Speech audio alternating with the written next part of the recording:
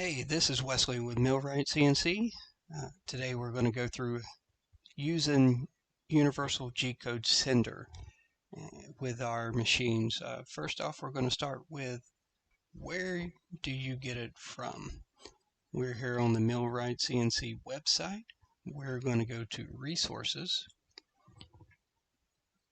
And on the Resources page, about the 8th or 10th choice, we have Universal G-Code Sender 4th Axis version. It's also what will work with the 3-axis machines. So we're going to go ahead and click on that. And you see it's downloading right here. We're going to go ahead and jump ahead just a little bit to when it's finished. Okay, we're finished with the download. We're going to go here to the arrow and click Show in Folder. Alright, so it downloaded to Downloads. That's fine. So what we're going to do here is we're going to right click and then we're going to Extract All. Now I don't want it to go to Downloads again, so I'm going to Browse. So I'm going to stick it on my desktop.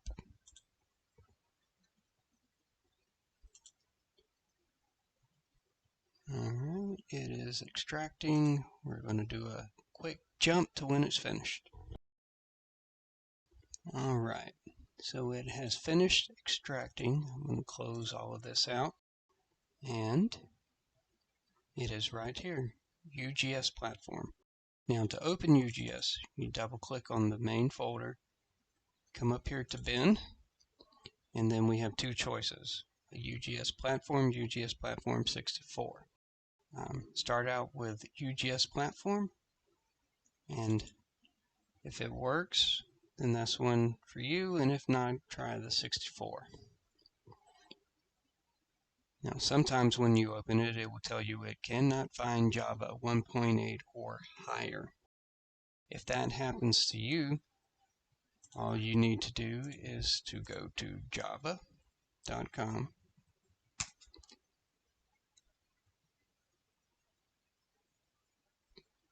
and to download Java.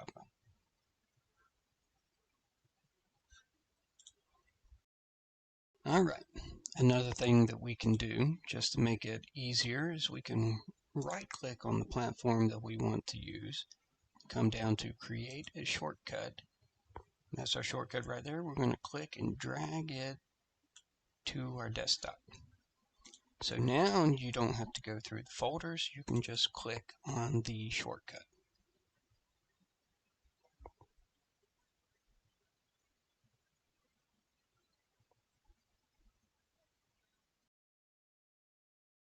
Alright, so this is UGS. This is the welcome page. It has some information here for you. It'd probably do you good to read through it and see what they have to offer. One thing I do want to point out is that you do not have to do the setup wizard. Our machines come pre-configured for UGS, especially MillRight G-Code Sender version UGS, and you will not have to do the setup wizard. We'll get that out of the way. Now, the way that UGS is set up, it has some windows that you can modify. You can change the size, you can change the location. All you do is find this little space in between the windows and you can resize them however you want. One other thing that you can do besides resizing is that you can see here on our jog controller tab, we can click and drag this and we can put it anywhere we want to. You can see a little ghost outline there of what it's going to look like when you release the button. So we will stick it here on the side, and there is the jog controller over on the right instead of over on the left.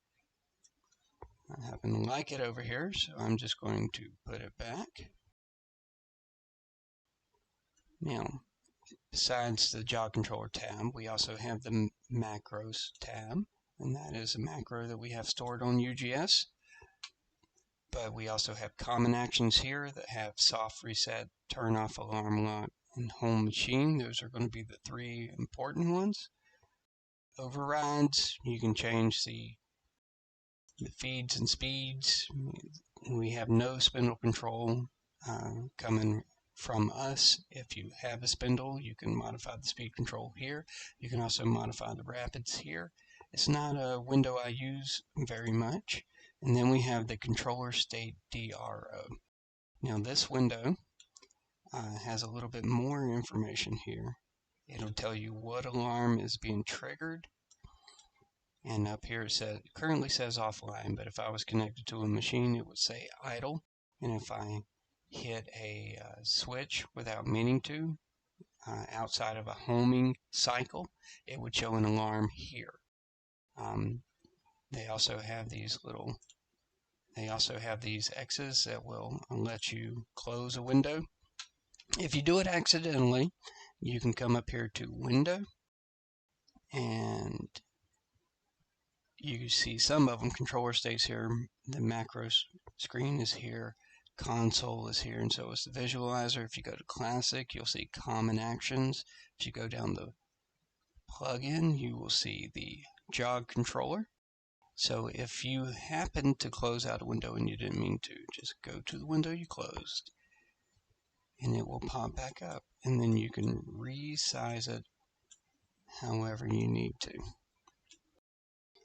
This is the visualizer. When you load a program, it will pop up here and you will be able to see an outline of the machine pathing. Usually you can tell what program you have installed. It will also be listed up here in the top.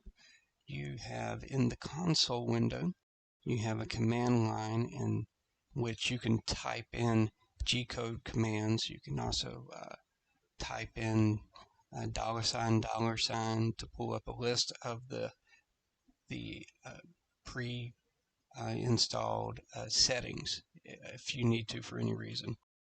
Now up here we have the open icon. This is how you open and load files. We have the connect icon. This is how you establish a connection with your machine using a USB cable. The firmware is going to be Gerbil every time with our machines, and this drop down will show you all the available COM ports. Now with our version of Universal G-code sender, you can just click this refresh. I'm not plugged into a machine right now, but if you were, it would automatically select the right COM port for our machines. This is the play, stop, and pause button. That is something that would become available when you connect to a machine. This is the home machine button.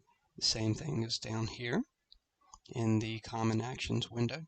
And this button will allow you to make your smartphone a pendant. You click the pendant button and it will bring up this URL code that you can scan with your smartphone, or you can enter this URL into a browser on your phone, and as long as your computer and your phone are connected to the same Wi-Fi network, you will be able to use the phone as a pendant. Jog controls are standard jog controls. If you're looking at the front of any of our machines where you can see the MillRight sticker, Y plus will move the machine towards the rear, Y minus will move it towards the front, X minus will move it left, X plus will move it right, and then Z plus will move up, and Z negative will move down. Now, in the controller state DRO window, you have two numbers that will be populated when you connect to a machine. The top number is your work coordinate, your work position, and the bottom number is the machine coordinate. These will not be set, the bottom numbers will not be set until you home the machine. They may be populated, but they will not be set until you home the machine. the top number, your work position number, can be changed to 0 by hitting this X sub-0, Y sub-0, and Z sub-0 button. That is something that we will do coming up soon. Something else that might become handy later on, especially if you watch our video about the touch plate. There is a macro that we have available on the product page on our website for the touch plate. There's a macro that you can load into the macro window, and this is that macro. You would hit import to have it populated into the macro window, and then you can see the macro right here. If I was connected and I pressed this button, it would initiate a probe cycle for the Z, X, and Y using the information for a 1/4 inch end mill. Alright, now the only thing to do is to actually connect with a machine and show you how to get one set up for a project. So first we're going to open up UGS Platform.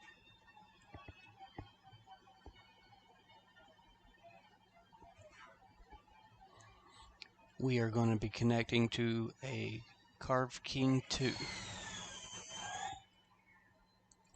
Alright, so we hit the refresh to choose the correct port automatically. We hit the connect button. We have a list of settings scroll across the console screen. That's how you know that we are connected to the right machine. I have hit the Y negative button. You can tell that we scroll very slowly, and that's because our settings are incorrect. Our step size XY should be 10, our step size Z should be 4, and our feed rate should be 9,000. And as you can see, when I press the button, you can definitely see an improvement in our movement speed for the Carve King 2. Now we're going to manually trigger the Z alarm to see if it's picked up in UGS. It is, so we're going to hit the soft reset button, turn off alarm lock. Now we're going to hit the X alarm, and that is working as well. We're going to reset. Now we are going to hit the Y. Looks like all our switches are working correctly. Alright, so now what we're going to do is we're going to initiate a homing cycle.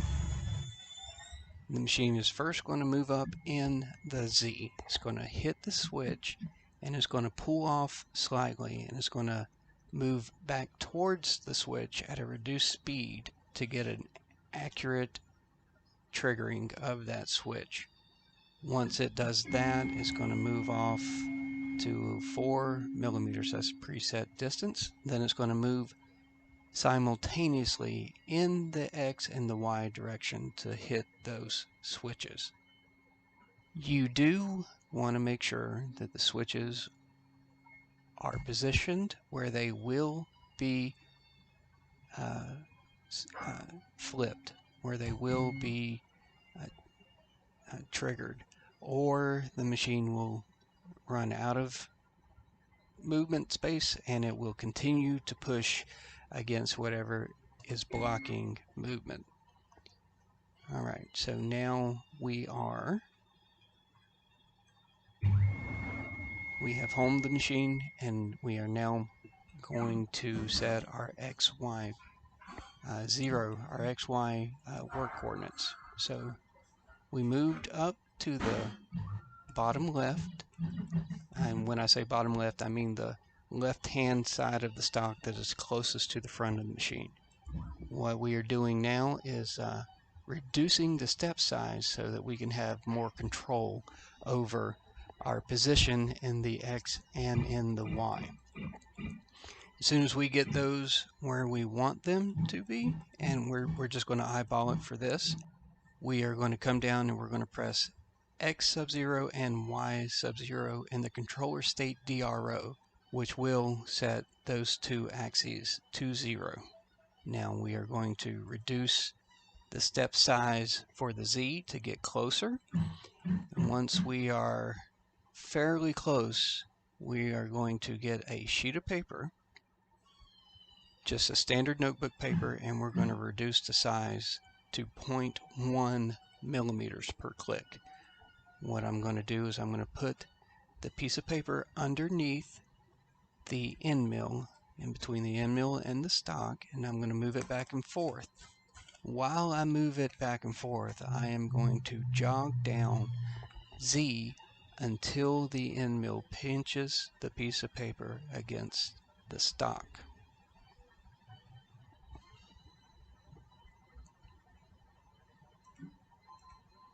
Once the end mill pinches the piece of paper, I know that I am right above the stock. I am only 3 thou above the stock, and in most cases that is good enough for the type of work we are doing. If you needed precision placement on the Z, you would have to offset your Z position by plus 3 thou to compensate for the thickness of the sheet of paper.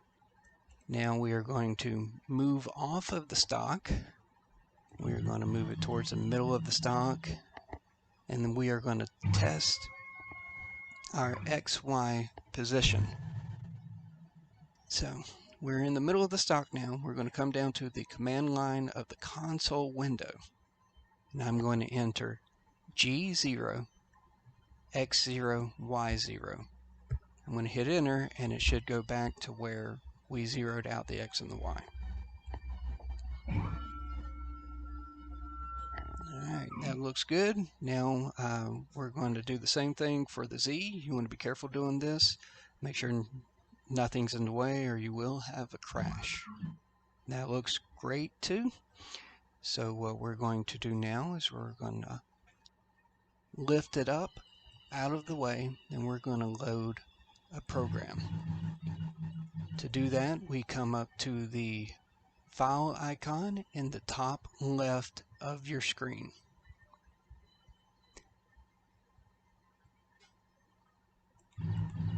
Lifting it more out of the way.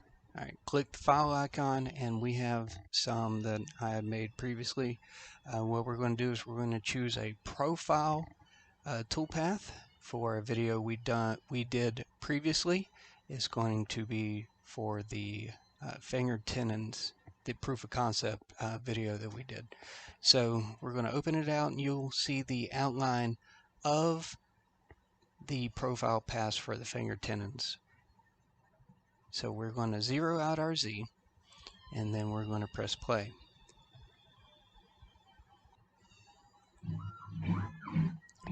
Now the machine is following the outline of the first finger tenon piece that was loaded with that program.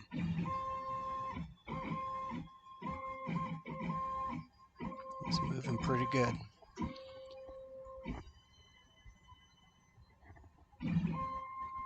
Alright.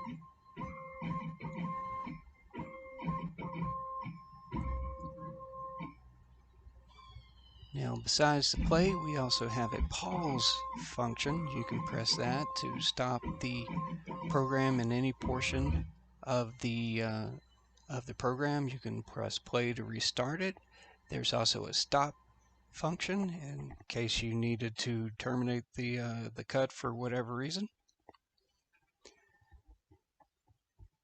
Alright, since we're above the stock, we're going to also show you how to do this, how the return to 0 button functions. You press it, and it'll return to your starting position on the B line, X, Y, and Z. So we walked you through all the functions of Universal G-Code Sender, at least on a basic level, enough to get you familiar with the program and to start cutting with our machines. And, we appreciate you tuning in today. If you have any questions, you can always email us at support@millrightcnc.com. Thanks.